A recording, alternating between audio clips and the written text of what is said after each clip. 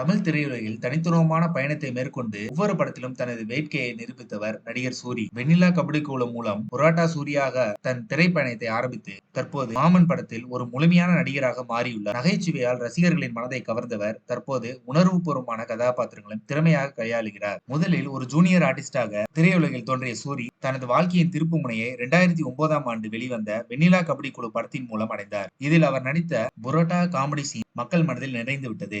பின்னர் கொம்பன், வருத்தப்படாத வாலிபர் சங்கம், ரஜினி முருகன் போன்ற படங்களில் இவர் நடித்த காமெடி குடும்ப ரசிகர்களிடம் பெரும் வரவேற்பை பெற்றது. காமெடியனாக வெற்றிகரமாக பயணித்த சூரி தனது நடிப்பு திறனை தொடர்ந்து மேம்படுத்திக் கொண்டார். இதன் பின் 2023ஆம் ஆண்டு வெற்றிமாறன் இயக்கிய விடுதலை பாகம் 1 அவரின் நடிப்பில் ஒரு மிகப்பெரிய திருப்புமுனையாக அமைந்தது. இதில் சூரி ஒரு காவலரின் பலமான உணர்வுபூர்வமான கதாபாத்திரத்தை மிக அழுத்தமாகவே நடித்து விமர்சகர்களையும் ரசிகர்களையும் வெகுவாக கவர்ந்தார். விடுதலை படத்தை தொடர்ந்து சூரியின் மீது இயக்குநர்களுக்கும் தயாரிப்பாளர்களுக்கும் நம்பிக்கை கொள்ளத் தொடங்கினர்.